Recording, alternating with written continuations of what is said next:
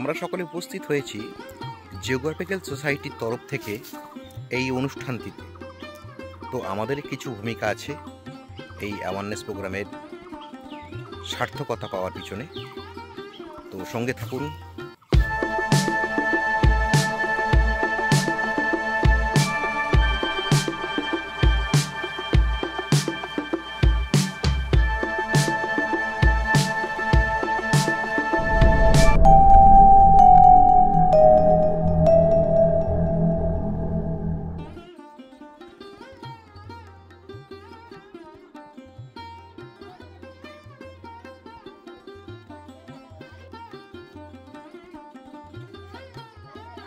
নমস্কার, আমি দীপঙ্কর দেবনাথ। আমি এখন আছি চালনিক park ADIM SC primary school. এখানটায় একটি অ্যাওয়ারনেস প্রোগ্রাম অনুষ্ঠিত হচ্ছে, যেটির মুখ্য বিষয় হচ্ছে চাইল্ড লেবার, চাইল্ড ট্র্যাফিকিং আর হচ্ছে চাইল্ড ম্যারেজ। এই তিনটি বিষয়ের উপরে এখানে যে প্রোগ্রামটি অনুষ্ঠান হচ্ছে, তা আমরা এখানে এসে পৌঁছে গেছি অলরেডি। অনুষ্ঠানটি কিছুক্ষণের মধ্যে শুরু হবে। চলুন তবে সঙ্গে থাকুন।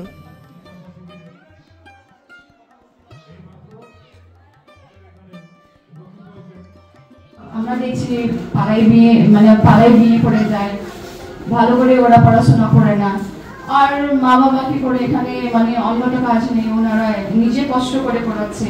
আর দেখছি কি হ্যাঁ আমার বাচ্চাগুলো ভালো করে পড়াশোনা করছে না, তো এখন আমরা বিয়ে দিয়ে দিই। কিন্তু আপনারা ঠিক আছে, আপনারা বিয়ে দেবেন, কিন্তু যখন বিয়ে দেবেন ওর একদম এজ গুলো দেখবেন, নাই তো কি হবে, চাইল্ড ম্যারেজ হবে, এই যে বাল বিবাহ হবে।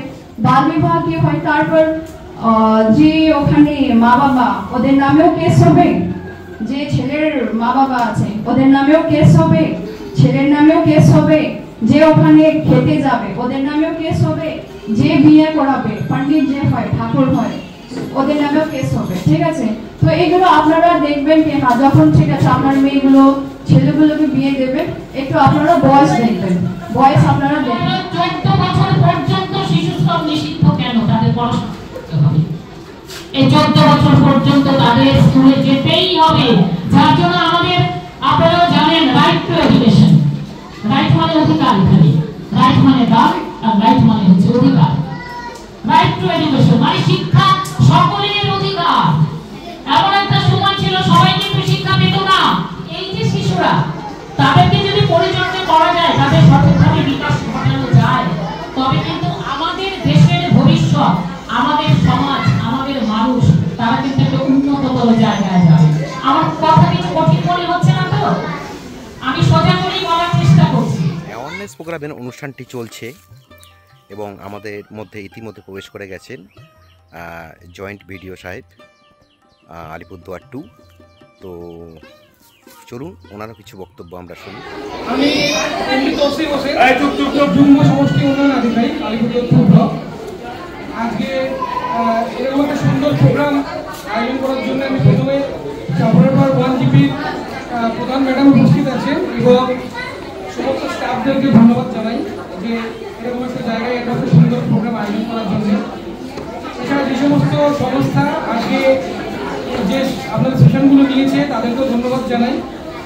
ডিটেলসে ওনারা আলোচনা করেছেন, এগুলো নিয়ে ওনারা কাজবাজ করে আসছেন। চাইল্ড ট্রাফিকিং বলেন, চাইল্ড ম্যারেজ বলেন, এবং তার সঙ্গে সবথেকে বড় হচ্ছে হিউম্যান ট্রাফিকিং। আপনারা তো শুনতে শুনতে হয়তো একটা এতক্ষণে হয়ে গেছে যে এত জিনিস নিয়ে আমরা আলোচনা করছি। আমি এটুকুই বলবো যে সমস্ত বাচ্চার তো অধিকার আছে, সমস্ত বাচ্চার নিজের বয়স অনুযায়ী তার সঠিক সময়ে তার যেটা প্রয়োজন তার সেটা হওয়ার দরকার আছে। আমাদের বলেন বা যে সমস্ত আমরা সচেতনতা শিবিরগুলো আয়োজন করা হয় এই জন্যেই, যাতে কারোর কোনো অধিকার যাতে খণ্ডন না হয়। এই যে বাচ্চারা, আমার ছোটো বোনরা যারা আছে দাদা বা বাচ্চারা, তোমরা তো সেশনগুলো শুনেছো, এগুলো থেকে যেটা হচ্ছে যে সচেতনতা নিজেদের মধ্যে আগে নিতে হবে যে আমার অধিকার, নিজের অধিকারটাকে বুঝতে হবে এবং আমাদেরকে যে সমাজের পাটে আমাদের যে পরে আউটপুটটা দিতে হবে সেই লক্ষ্যে এগিয়ে যেতে হবে। এবং তার জন্যে যে আমরা যদি কোনোভাবে এটা লঙ্ঘিত হয় সেইগুলো নিয়ে ওনারা আলোচনা করেছেন। আশা করি এইগুলো আমরা মন থেকে সবাই মেনে নিয়ে সামনের দিকে এগিয়ে যাব। সোসাইটির তরফ থেকে গৌতম গাঙ্গুলি কিছু বক্তব্য রাখছে। এটা খুব ডেঞ্জার জিনিস, গুড টাচ ব্যাড টাচ, মানে ভালো ছোঁয়া এবং বাজে ছোঁয়া, ঠিক আছে? মানে এই যে ম্যাডাম যে কথাটা এইমাত্র বললেন, ভালোবেসে আদর করা, ঠিক আছে?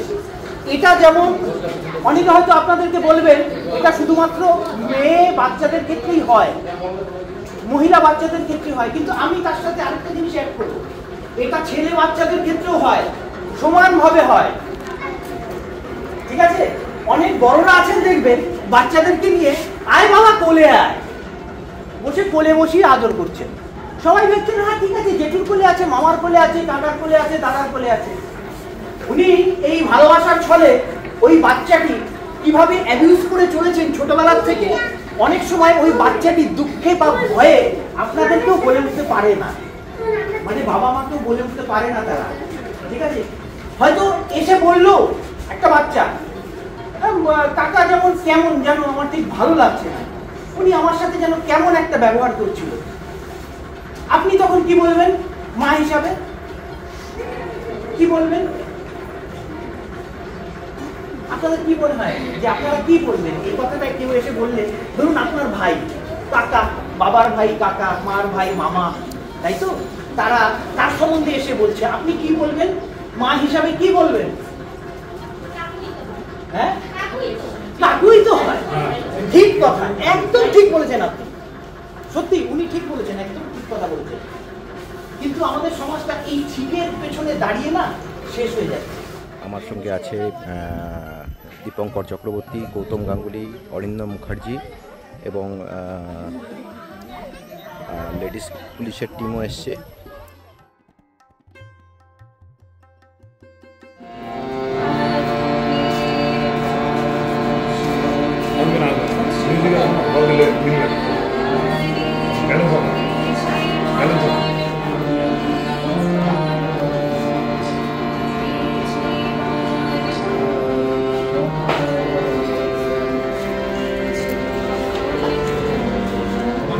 এই সচেতনতা শিবিরে এলাকার ছোট ছোট বাচ্চারা রয়েছে, বাচ্চা মেয়েরা রয়েছে, মায়েরা রয়েছে, উপস্থিত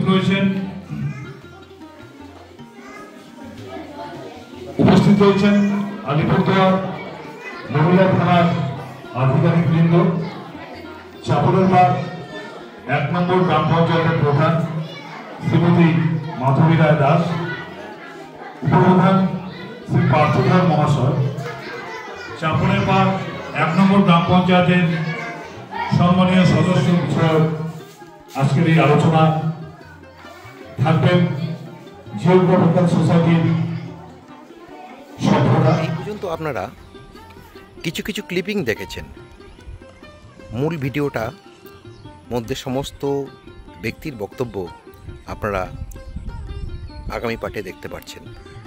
গৌতম গাঙ্গুলি, আমরা এসেছি আলিপুরদুয়ার জিওগ্রাফিক্যাল সোসাইটির পক্ষ থেকে।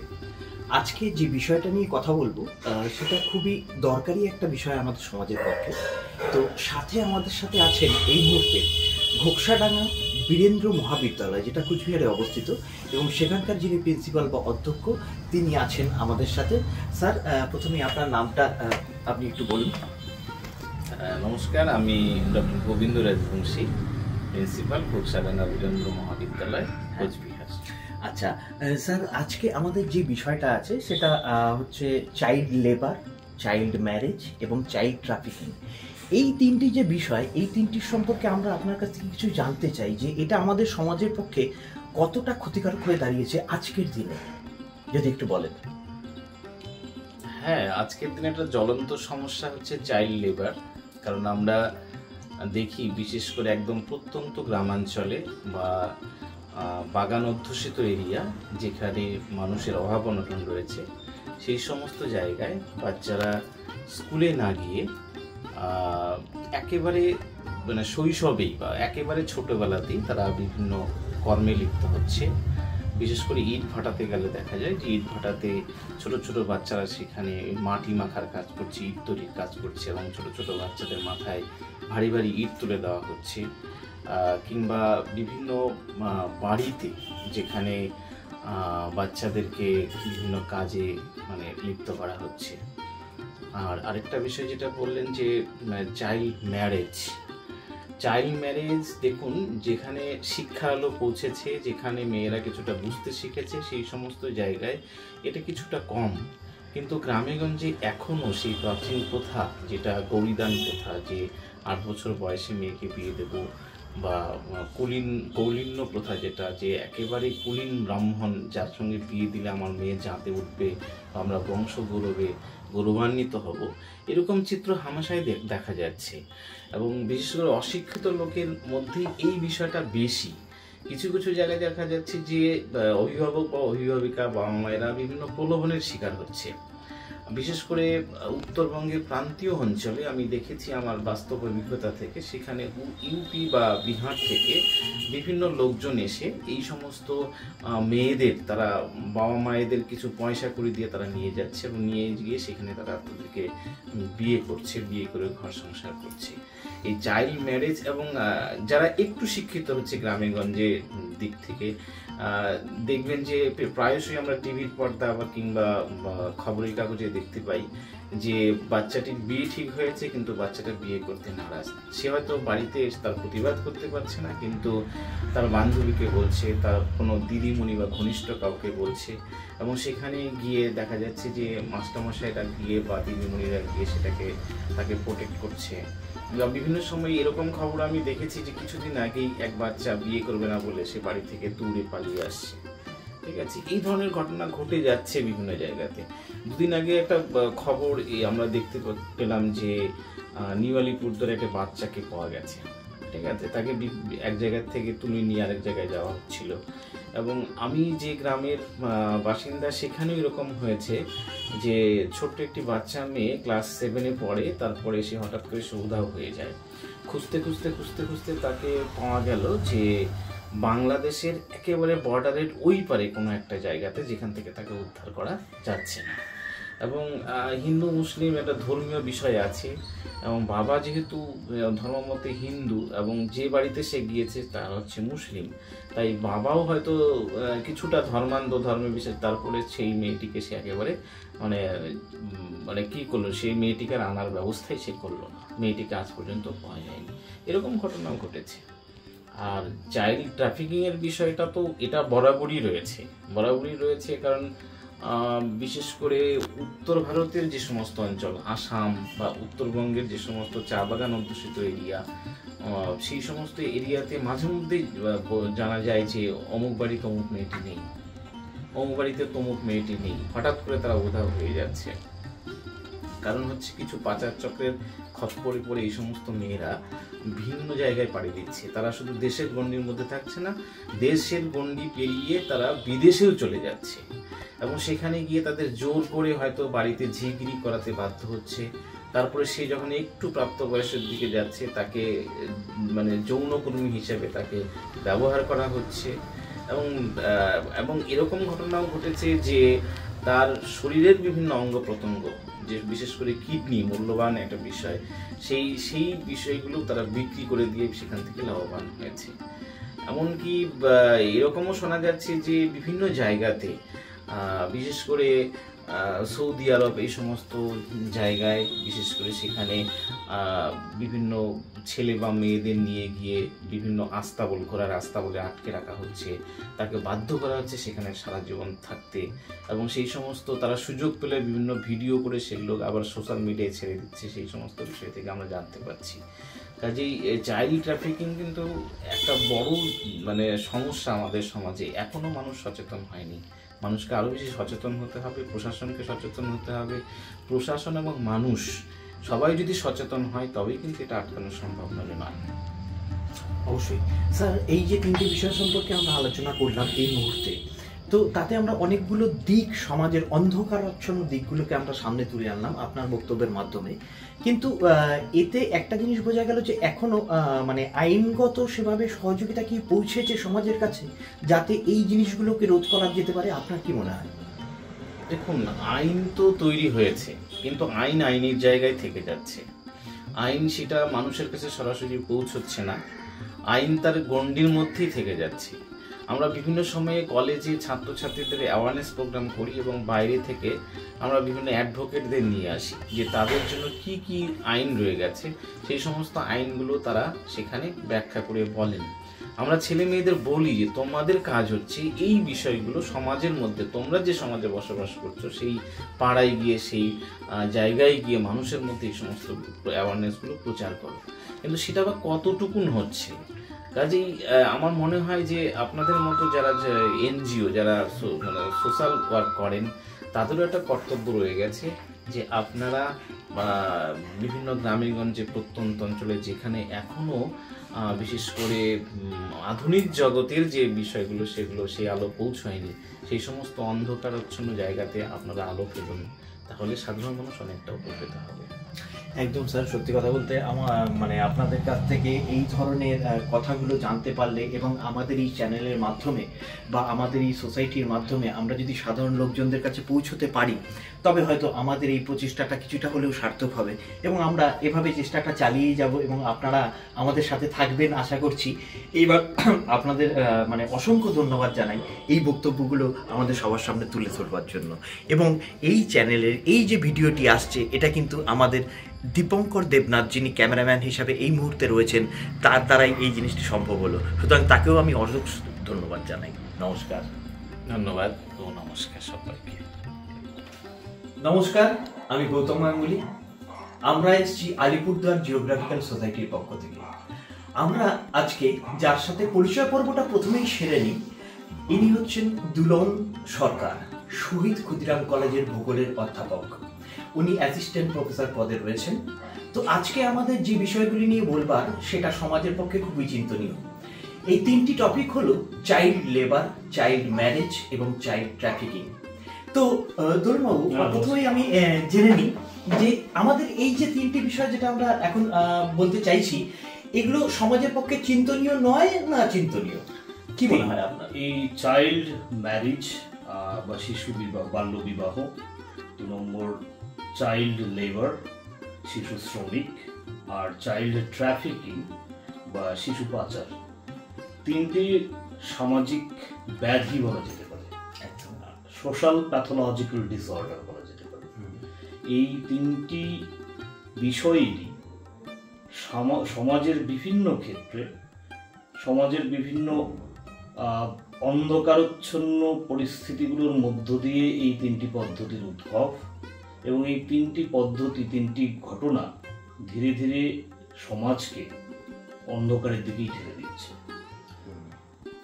আর যেটা আমার মনে হয় যে চাইল্ড ম্যারেজের ব্যাপারটা, যেটা আপনি বললেন যে সমাজকে অবক্ষয় বা অন্ধকারের দিকে ঠেলে দিচ্ছে, তো এবার এটার ভিতরে যদি একটু ডিটেলসে আপনি বলতে চান যে চাইল্ড ম্যারেজটা কেন ক্ষতিকর আমাদের এই সমাজের জন্য, সেটা যদি একটু বলেন। দেখুন, অপ্রাপ্তবয়স্ক বাচ্চাদের বা মেয়েদেরকে সাধারণত বিয়ে দিয়ে দেওয়া হয় 18 বছরের কম।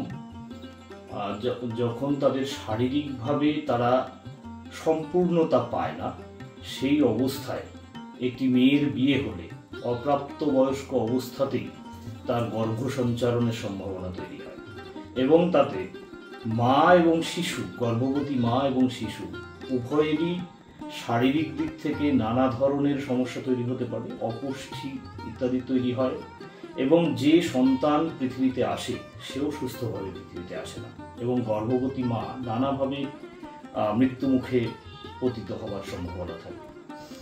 এবং এর সঙ্গে জড়িত যে সমস্ত অন্যান্য ঘটনাবলী, সেগুলো চিন্তার বিষয়। একজন অপ্রাপ্তবয়স্ক মা বা নববিবাহিত নববধূ, সে সাংসারিক দায়ভারগুলোকে, সাংসারিক জটিলতাগুলোকে অনেক ক্ষেত্রেই বুঝে উঠতে পারে না এবং সংসার তার কাছ থেকে যে চাহিদাগুলো, যে ডিমান্ডগুলো করে থাকে, সেগুলোকে মেটাবার মতো ম্যাচুরিটি তার অনেক ক্ষেত্রেই থাকে না, যার ফলে সাংসারিক জটিলতা শুরু হয় এবং সেই সাংসারিক জটিলতাগুলোকে মেটাতে না পেরে সমাজে, পারিবারিক দিক থেকে একটা বিপর্যয় নেমে আসার সম্ভাবনা থাকে এবং তার স্বাভাবিকভাবে সামাজিক দিক থেকে এর যা পরিণতি হবার তা নিশ্চিতভাবেই চলে আসে। কাজেই কোনোভাবেই, সেটা শারীরিক দিক থেকে হোক বা মানসিক দিক থেকেই হোক বা সামাজিক প্রেক্ষাপটেই হোক, কোনোভাবেই চাইল্ড ম্যারেজ সিস্টেমকে বা বাল্য বিবাহ এই পদ্ধতিটিকে সমর্থন করা যায় না এবং আমাদের নৈতিক দায়িত্ব এটাকে আটকানো এবং সেটাকে মানে সে সম্পর্কে আমাদের যে গার্জিয়ানরা আছে তাদেরকে সচেতনতা বাড়াবার যথেষ্ট প্রয়োজন আছে। আর একটা পয়েন্ট আমি যেটা ভুলে গেলাম, যে শিক্ষাগত যোগ্যতা বা যোগ্যতা ঠিক বলবো না, শিক্ষাগত যে লেভেলটা অ্যাচিভ করা দরকার একজন মানুষের জন্য তার জীবনযাত্রাকে সঠিকভাবে পরিচালনা করবার জন্য, সেক্ষেত্রে যদি একটি বাচ্চা মেয়ের বা বাচ্চা ছেলের তার কৈশোরেই বিয়ে হয়ে যায়, তার পক্ষে আর শিক্ষা গ্রহণ করা সম্ভব হয় না।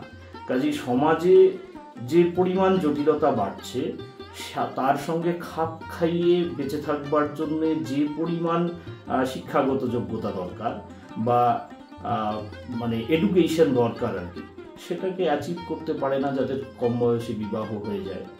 সেই দিক থেকেও এই চাইল্ড ম্যারেজ সিস্টেমটাকে রদ করবার বা রুখে দেবার প্রয়োজনীয়তা আছে। অবশ্যই আমরা এইমাত্র শুনে এলাম যে কথাগুলো, সেটা আমাদের কাছে খুবই ভ্যালুয়েবল এবং সমাজের পক্ষে খুব জানাটা জরুরি ছিল। এবার আমরা আরেকটা বিষয়, বিশেষ করে আরো দুটো বিষয় নিয়ে, যেটা হচ্ছে চাইল্ড লেবার এবং চাইল্ড ট্রাফিকিং, এই যে দুটো বিষয় নিয়ে যদি একটু আলোকপাত করেন তাহলে আমাদের সমাজ উপকৃত। দেখুন, স্ট্যাটিস্টিক্স এই মুহূর্তে হাতে নেই, তবে যদি বলা যায় যে আমাদের আলিপুরদুয়ার, কোচবিহার, জলপাইগুড়ি এই সমস্ত জেলাগুলোতে যেটা প্রথমে যেটা আলোচনা করলাম আমরা, যে চাইল্ড ম্যারেজ, তার পরিমাণ কিন্তু মুর্শিদাবাদ, বীরভূম, মুর্শিদাবাদ, বীরভূম, বাঁকুড়া এই সমস্ত জেলাগুলোর থেকে তুলনামূলক কম হলেও এখানে যে একেবারে নেই তা কিন্তু বলা যায় না, আছে। অন্যদিকে চাইল্ড লেবার এই ঘটনাটা কিন্তু আমাদের উত্তরবঙ্গে অনেক বেশি খুঁজে পাওয়া যায়। আপনি চায়ের দোকান বা চা বাগানের বিভিন্ন শ্রমিকদের মাঝখানে বা কোনো ছোটোখাটো ধরুন কাঠের মিল, এই সমস্ত জায়গায় গেলেই, হোটেল, এই সমস্ত জায়গাতে গেলেই দেখতে পাবেন অপ্রাপ্তবয়স্ক ছেলে মেয়েদের নানাভাবে বিভিন্ন কাজে নিযুক্ত করা হয়েছে। এর প্রধান কারণ হচ্ছে বাচ্চাদের যখন কোনো কাজে নিযুক্ত করা হয় তাদেরকে কম পয়সায় পাওয়া যায়, এইটা মালিক পক্ষের লাভ। কিন্তু যে বাচ্চাটি একজন পরিণত মানুষের মতো তার অপ্রাপ্তবয়স্ক শরীরে, কচি শরীরে প্রবল পরিশ্রম করে উপার্জন করছে, একদিকে তার শ্রমের শোষণ হচ্ছে, 2 নম্বর সমাজের প্রতি তার বিতৃষ্ণা তৈরি হচ্ছে যে সমাজ তার উপর সমস্ত কাজকর্ম চাপিয়ে দিচ্ছে, 3 নম্বর হচ্ছে তাকে যখন কম পয়সা দেওয়া হচ্ছে সেখান থেকেও তার মধ্যে ক্ষোভের সঞ্চার হচ্ছে এবং এখান থেকেই নানা ধরনের সামাজিক যে সোশ্যাল প্যাথোলজিক্যাল ডিসঅর্ডারগুলো সেগুলো উঠে আসার সম্ভাবনা তৈরি হয়। এটা যেমন একটা দিক। 2 নম্বর হচ্ছে আবার সেই চাইল্ড ম্যারেজে যে সমস্যাটা আমরা দেখি, যে চাইল্ড ম্যারেজ হয়ে গেলে সেই কৈশোরের সেই বাচ্চাটির আর পড়াশোনা করার সম্ভাবনা থাকে না। একইভাবে চাইল্ড লেবারের ক্ষেত্রে যারা শিশু শ্রমিক হিসাবে নিযুক্ত, তাদের পড়াশোনার মধ্য দিয়ে, বিভিন্ন ক্ষেত্রে দক্ষতা অর্জনের মধ্য দিয়ে যে সুন্দর ভবিষ্যতের একটা স্বপ্ন, সেটা কিন্তু অঙ্কুরেই বিনষ্ট হয়ে যায়। কাজেই তাদের সামাজিক মূল স্রোতে ফিরিয়ে আনবার দায়িত্ব আমাদের সমাজের, আমাদের মতো মানুষদেরই তাদেরকে ফিরিয়ে আনতে হবে এবং সেটাকে রুখে দেবার প্রয়োজনীয়তা আছে। চাইল্ড লেবার এক ধরনের শোষণ, সামাজিক শোষণ বলা যেতে পারে, এটাকে সোশ্যাল ইনজাস্টিসও বলা যেতে পারে। সমাজ কোনো না কোনোভাবে নিজের মুনাফার জন্য এই শিশু শ্রমিকদেরকে শোষণ করছে, তাদেরকে শারীরিকভাবে, তাদেরকে মানসিকভাবে এবং অর্থনৈতিকভাবে তাদেরকে শোষণ করে যাচ্ছে। সেটাকে রুখে দেবার প্রয়োজন আছে। আমরা যদি সচেতন হয়ে শিশু শ্রমিকদেরকে কাজে না লাগাই, তাদেরকে বিকল্প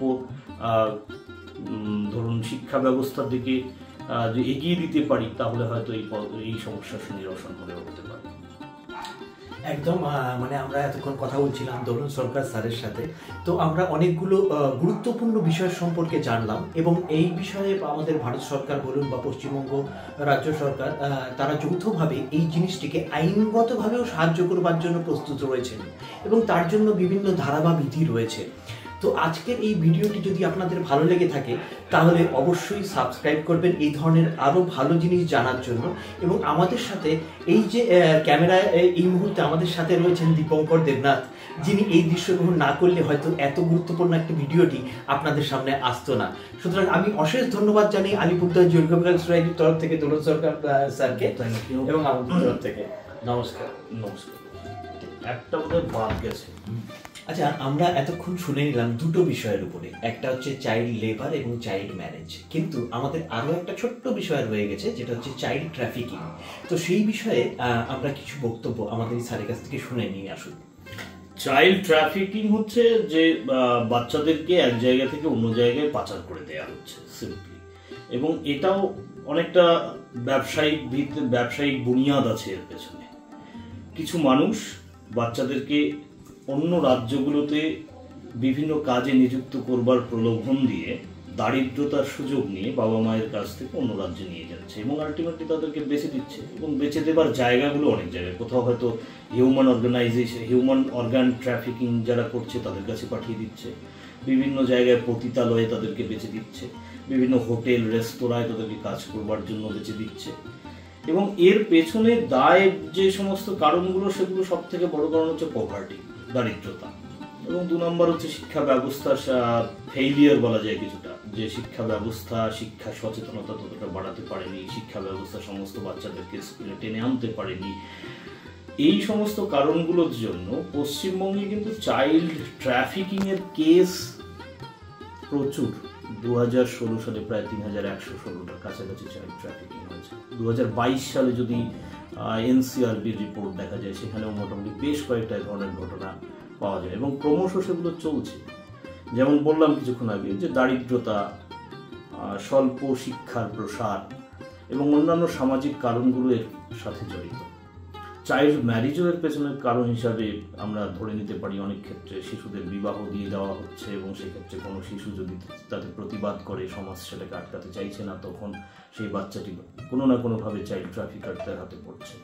চাইল্ড লেবার এর একটা অন্যতম কারণ। এগুলো একটা আরেকটার সঙ্গে জড়িত।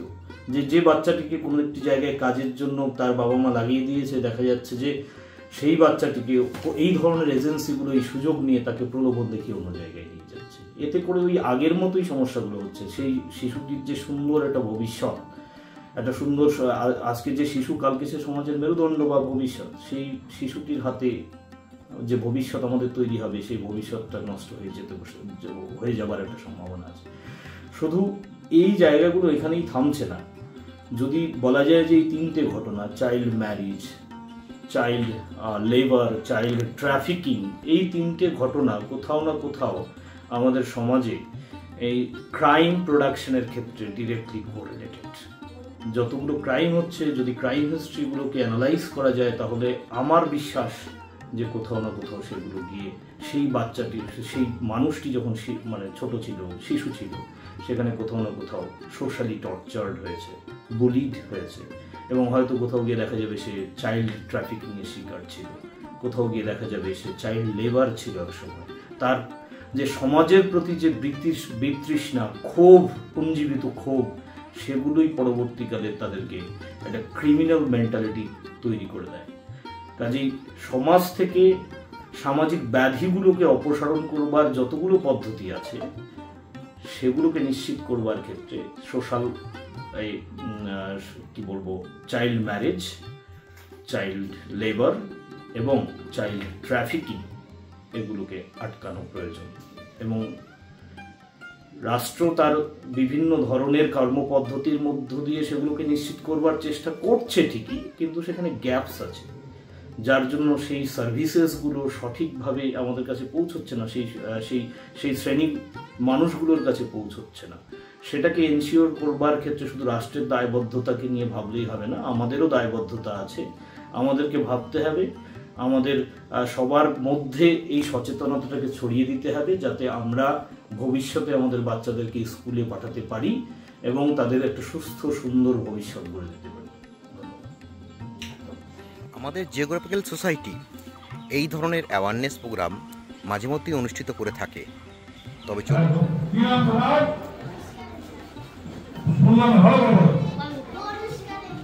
অনুষ্কা দেবনাথ চেষ্টা করবে, শুনি উত্তরটা। বলো তো, 2014 সালে একদম সঠিক উত্তর, হাততালি হয়ে যাও। যদিও বললাম কোন দেশের নাম কি বললি? একদম সঠিক উত্তর, চায়না, চীনের জন্য, জবা ফুলের জন্য চীনে, এই জন্য জবা ফুলকে বলা হয় চায়নারও। সামনে চলে আসো। তোমার নাম সঙ্গীতা গোয়েলকে জন্য একটা জোরদার হাততালি হয়ে যাক। ধন্যবাদ তোমার এই উত্তরের জন্য। তো এই যে শিশু পাচার চক্রের ব্যাপারটা, এটা মানে বুঝতে পারলেন কি কেন বলছি বলুন তো? কারণ এটা আজকালকার দিনে না আমাদের সমাজের কাছে একটা রোগ হয়ে দাঁড়িয়েছে, একদম ঘুন পোকার মতো। ঘুন পোকা কিভাবে খায় জানেন তো? বাইরের থেকে দেখা যায় কি? দেখা যায় না, খালি একটা কটর কটর আওয়াজ শুনতে পান খালি, তাই তো? দরজার ভেতর থেকে, ঠিক আছে, বোঝা যায় না, তাই না? তো সেই জিনিসটা যেমন ভেতর থেকে ক্ষয়ে যাচ্ছে আমাদের সমাজকে ধ্বংস করে যাচ্ছে। আজকে এখান থেকে একটা বাচ্চা হারিয়ে গেল, কালকে ওই পাড়া থেকে আরেকটা বাচ্চা হারিয়ে যাচ্ছে। এভাবে আপনারা মানে হয়তো শুনছেন, টিভিতে দেখছেন, খবরে দেখছেন।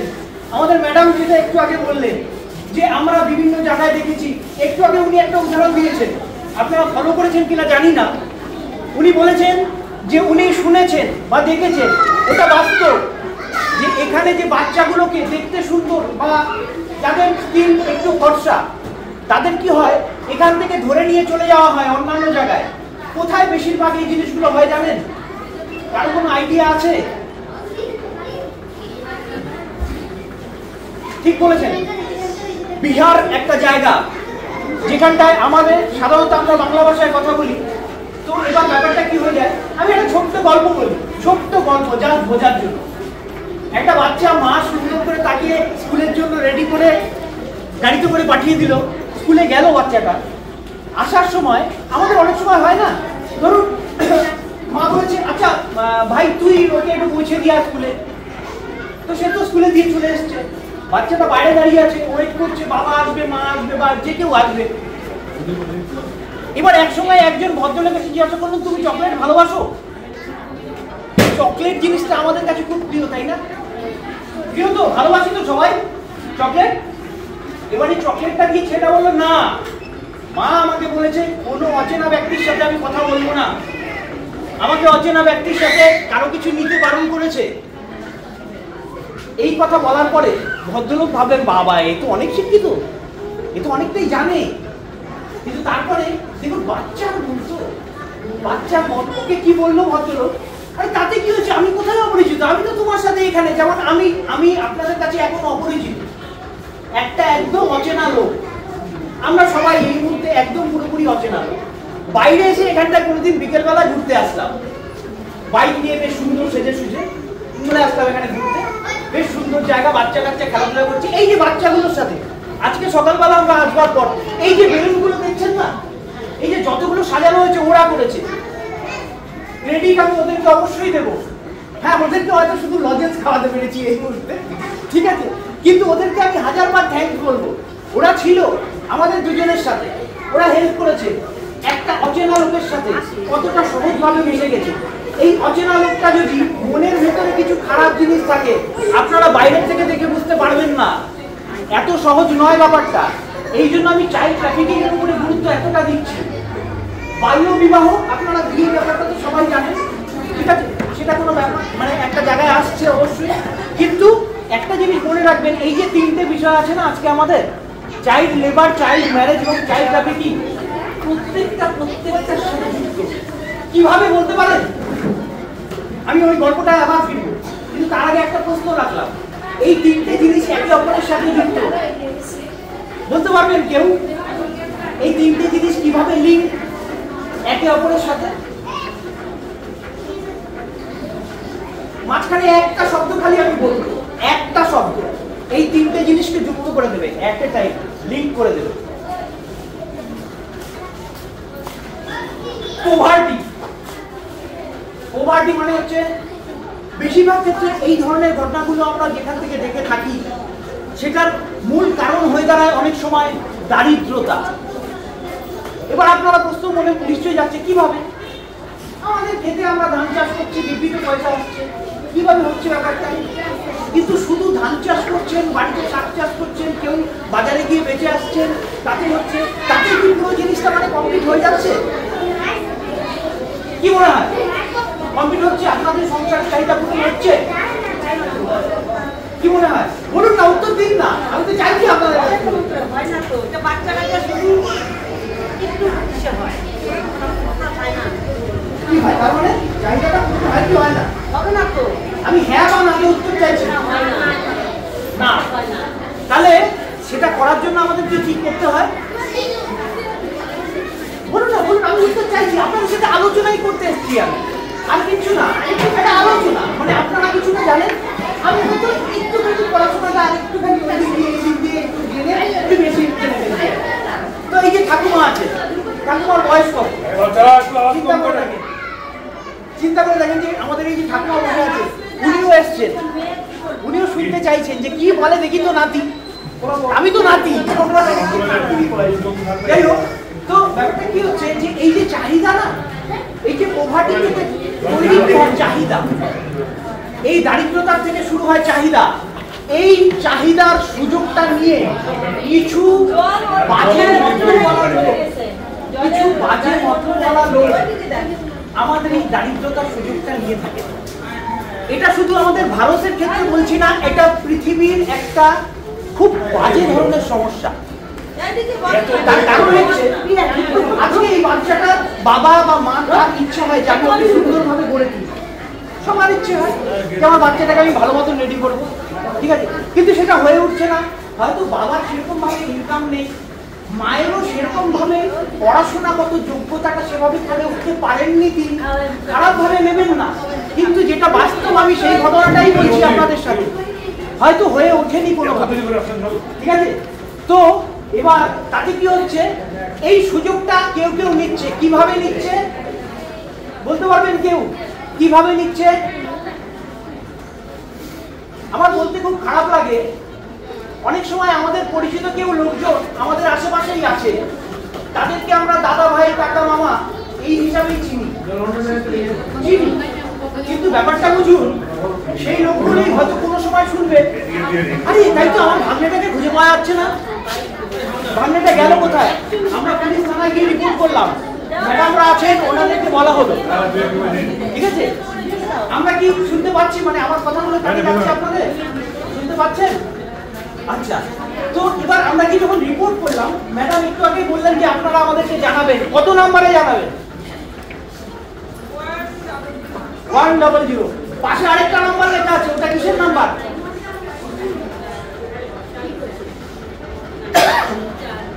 কত নাম্বারটা কত? আমি কানে শুনতে পাই না, একটু কম শুনি, বলুন, জোরে বলুন। হ্যাঁ, এটা কিসের নাম্বার? Child line. তার মানে আজকে যে বিষয়টা নিয়ে আমরা কথা বলছি, যদি 100তে না পান, 1098 মানে 1098, এটা মাথার মধ্যে ঢুকিয়ে রাখুন। এটা আগামী ভবিষ্যতের প্রোটেকশন রক্ষা করার জন্য এটা একটা খুব গুরুত্বপূর্ণ নাম্বার, ঠিক আছে। এই যে নাম্বারটা, এই নাম্বারটাকে আপনাদের মাথায় ঢুকিয়ে ফেলুন, খাতায় লিখে ফেলুন, মোবাইলে সেভ করে ফেলুন, ঠিক আছে। এটা দরকার পড়বে। আমাদের সাথে ম্যাডামরা রয়েছেন, মানে আমাদের সাথে প্রশাসন রয়েছে, সাথে আর কি দরকার? এই জিনিসটাই তো দরকার ছিল আমাদের। আমাদের সাথে এখন তারাও আছে, ঠিক আছে, বিভিন্ন রকম ভাবে হেল্প করেন, বিভিন্ন রকম ভাবে হেল্প করেন। কিভাবে হেল্প করেন জানেন? আমাদের এই ম্যাডাম আমাদের বলেছেন যে আমাদেরকে ওনারা বিভিন্ন রকম ভাবে হেল্প করে। কিভাবে হেল্প করে জানেন? আমাদেরকে হেল্প করার জন্য কেন এসছেন? কারণ ওনারাও বুঝতে পারছেন যে আমাদের সমাজটা এইভাবে খোকলা হয়ে যাচ্ছে, আমাদের সমাজটা এইভাবেই খোকলা হয়ে যাচ্ছে। অন্যান্য বাকি অন্য প্রচুর কারণ রয়েছে আমাদের সমাজ খোকলা হওয়ার জন্য, কিন্তু সেগুলোকে বাদ দিয়ে আজকে আমরা এই জ্বলন্ত সমস্যাটা নিয়ে এতক্ষণ ধরে আলোচনা করে যাচ্ছি আপনাদের সাথে। কেন জানেন? যাতে আমাদের এই বাচ্চাগুলো একটু বড় হয়, সুস্থভাবে বড় হয়। এরা, আচ্ছা, আজকাল দেখবেন অনেক স্কুলে একটা শব্দ শোনেন না, গুড টাচ, ব্যাড টাচ, কেউ শোনেন? আমি একটা এটা খুব ডেঞ্জার জিনিস, গুড টাচ ব্যাড টাচ, মানে ভালো ছোঁয়া এবং বাজে ছোঁয়া, ঠিক আছে। মানে এই যে ম্যাডাম যে কথাটা এইমাত্র বললেন, ভালোবেসে আদর করা, ঠিক আছে। এটা যেমন অনেকে হয়তো আপনাদেরকে বলবেন এটা শুধুমাত্র মেয়ে বাচ্চাদের ক্ষেত্রেই হয়, মহিলা বাচ্চাদের ক্ষেত্রে হয়, কিন্তু আমি তার সাথে আরেকটা জিনিস অ্যাড করব, এটা ছেলে বাচ্চাদের ক্ষেত্রেও হয়, সমানভাবে হয়, ঠিক আছে। অনেক বড়রা আছেন দেখবেন বাচ্চাদেরকে নিয়ে, আয় বাবা কোলে আয়, বসে কোলে বসিয়ে আদর করছেন, সবাই দেখছেন হ্যাঁ ঠিক আছে, জেঠুর কোলে আছে, মামার কোলে আছে, কাকার কোলে আছে, দাদার কোলে আছে। উনি এই ভালোবাসার ছলে ওই বাচ্চাটি কিভাবে অ্যাবিউজ করে চলেছেন ছোটবেলার থেকে, অনেক সময় ওই বাচ্চাটি দুঃখে বা ভয়ে আপনাদেরকেও বলে উঠতে পারে না, মানে বাবা মাকেও বলে উঠতে পারে না তারা, ঠিক আছে? হয়তো এসে বললো একটা বাচ্চা, কাকা যেমন কেমন যেন আমার ঠিক ভালো লাগছে না, উনি আমার সাথে যেন কেমন একটা ব্যবহার করছিল। আপনি তখন কি বলবেন মা হিসাবে? কি বলবেন? আপনাদের কি মনে হয় যে আপনারা কি বলবেন এই কথাটা কেউ এসে বললে? ধরুন আপনার ভাই, কাকা, বাবার ভাই কাকা, মার ভাই মামা, তাই তো, তারা তার সম্বন্ধে এসে বলছে, আপনি কি বলবেন? মা হিসাবে কি বলবেন? হ্যাঁ, কাকুই তো হয়। ঠিক কথা, একদম ঠিক বলেছেন আপনি, সত্যি উনি ঠিক বলেছেন, একদম ঠিক কথা বলেছেন। কিন্তু আমাদের সমাজটা এই ঠিকের পেছনে দাঁড়িয়ে না শেষ হয়ে যাচ্ছে। কারণ এই যে মা বললো কাকুই তো বা মামাই তো, কি হয়েছে তাকে? একটু আদরই করেছে, কিন্তু ওই আদরটা আদর না, ওই আদরটা তার বড় হয়ে যাওয়ার পর, বিয়ে করার পর তার স্বামীর থেকে পাওয়ার কথা, ঠিক আছে? সেই বয়সে তার পাওয়ার কথা নয়। আমার মুখটা একটু গম্ভীর হয়ে যাচ্ছে না? হাসতে হাসতে হঠাৎ গম্ভীর হয়ে যাচ্ছে, তাই না? কারণ আছে, কারণ এই জিনিসগুলো এতটাই খারাপ জিনিস যে আজকে সমাজে আমাদের এই জিনিসগুলো অনেক জায়গাতে হয়তো এখানে হচ্ছে না, কিন্তু বাইরে হচ্ছে। ওই বাচ্চা, হ্যাঁ, আজকে সমাজে এগুলো হচ্ছে বেশি, বন্ধ করা দরকার, অবশ্যই দরকার। ঠিক বলেছেন, আমি ওনার সাথে একমত, যে এই জিনিসগুলো বন্ধ হওয়া দরকার। এবং এই জিনিসটা কোথা থেকে, মানে প্রথম যারা আমরা শেখাই, আমাদের এই জন্য শিক্ষকদের একটা বড় গুরুত্ব আছে, জানেন?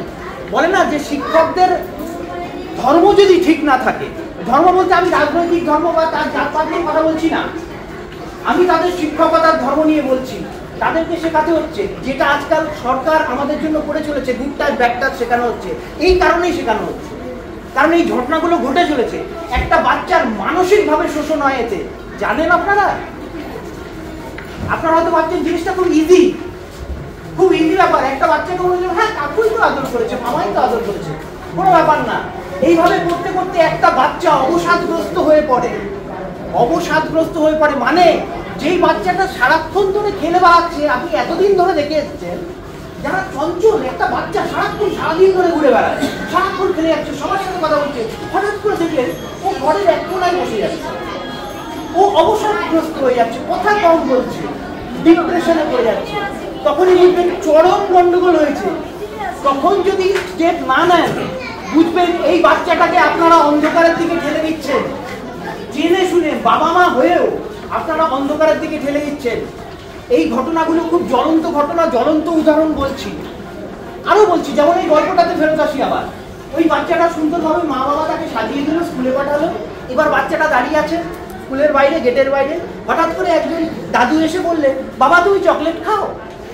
না, আমি তো চকলেট খাই না, মা বারণ করেছে আমাকে অন্য কারোর সাথে কথা বলতে। না তাতে কি হয়েছে, আমি তো এখানে প্রত্যেকদিন আসি, আমি তো এখানে তোমাকে খেলাধুলা করতে দেখি, তোমার বাবা মাও আজকে কিছুক্ষণের মধ্যে চলে আসবে, চলো আমরা একটা চকলেট খেয়ে আসি।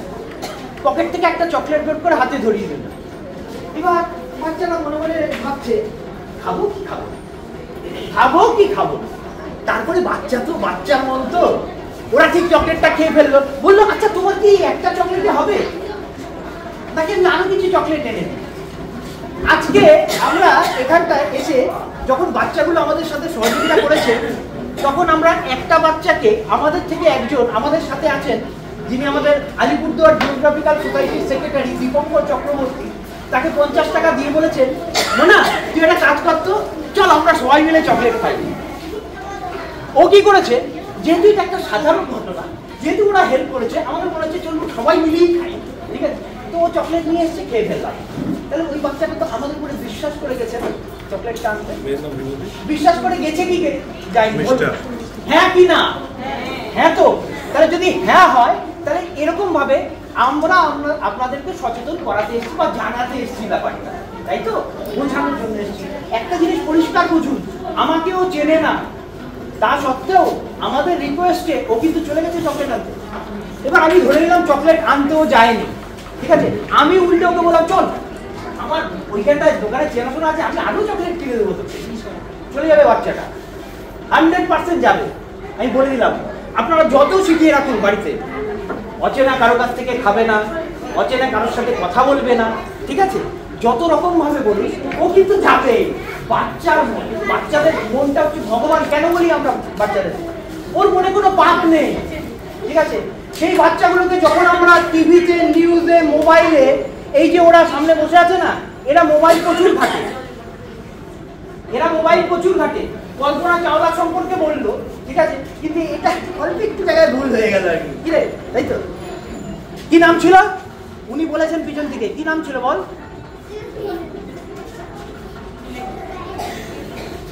আমি একটু হিন্টস দিই, কুরেশি লাস্টের টাইটেলটা, সোফিয়া কুরেশি, তাই তো? আরেকজন কে ছিল? একটু আগে ম্যাডাম জিজ্ঞাসা করেছেন সবাইকে, দেখি তো আপনাদের নামটা শুনতে পাচ্ছি না জোরে, আমি আর কানে কম শুনি জোরে। হ্যাঁ, ভূমিকা সিং, ভূমিকা নিয়েছিলেন উনি।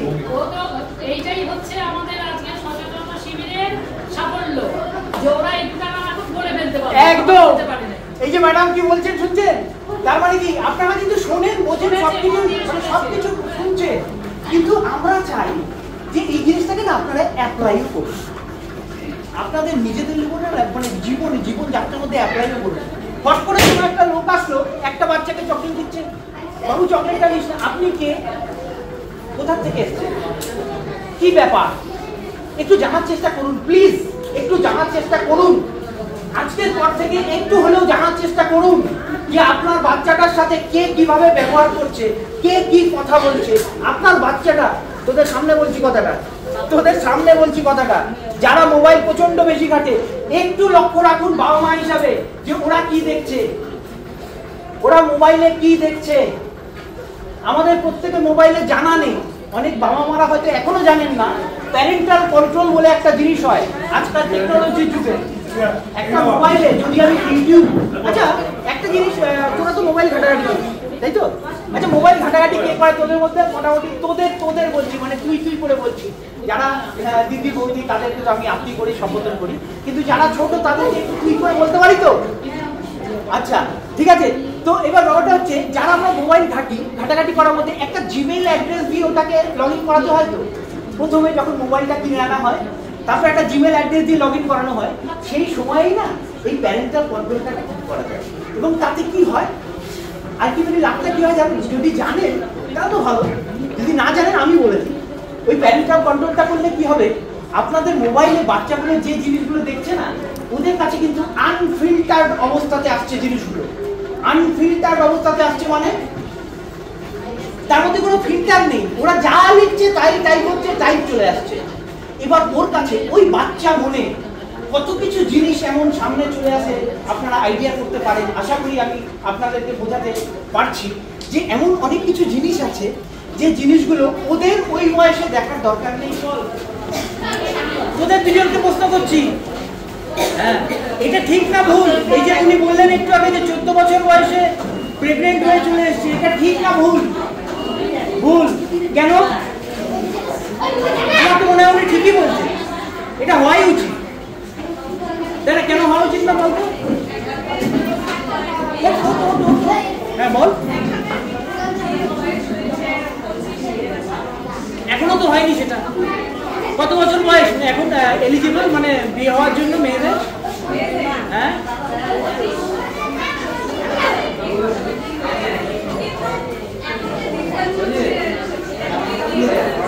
এখন যে দিনকাল চলছে, তাই তো? এবার মেয়েদের বয়স 18 বছর, ছেলেদের 21। আমাদের বিধানসভা বা পার্লামেন্টে এমন একটা আইন আনার চেষ্টা করা হচ্ছে যখন ছেলে এবং মেয়েদের দুজনেরই বয়সটা হবে 21। যখন এই কথাটা বলা হচ্ছিল, আমাদের এই দিদিবা বৌদি বললেন তাহলে তো বোধহয় ঘরে আর কেউ থাকবে না, সবাই পালিয়ে যাবে। বলছিলাম যুক্তিটা কি দিচ্ছে না? এটা না, এটা তো মায়ের দেহে বা বাবার দেহে, এটা কিন্তু কাট দিতে হবে, তাই তো? নাহলে তো 21 বছর করতে মেয়ে একটা থাকবে না। ব্যাপারটা হচ্ছে 21 বছর অবধি কেন মনে করো? তার আগে আচ্ছা, তোদের বক্তব্য হচ্ছে যে আজকালকার দিন বলে, আজকালকার এখনকার সমাজ বলে তার আগেই সবকিছু হয়ে যাচ্ছে, তাই তো? তোদের কি তাই মনে হয় যে এটা হওয়া উচিত। কেন উচিত না? আমার তো আবার এই কেনটা সারাক্ষণ লেগে থাকে, কিছু বলতে গেলেই আমার মুখ দিয়ে বেরিয়ে যায় কেন। বল বল না, বল, আমি শুনতে পাচ্ছি, বল।